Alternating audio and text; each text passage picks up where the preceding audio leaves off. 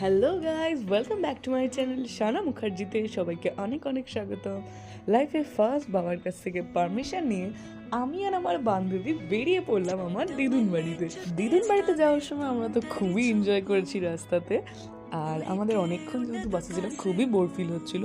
তো বাস থেকে নেমে আমরা এরকম একটা দৃশ্য দেখলাম যেটা সত্যি মন করার মতো ছিল। আর তারপরেই আমরা হেঁটে হেঁটে ব্রিজের কাছে যাচ্ছিলাম। যেহেতু আমার বান্ধবীর হাইটে প্রবলেম আছে, তাই আমার বান্ধবী ব্রিজে উঠে আর এক পা এগোতে পারছে না।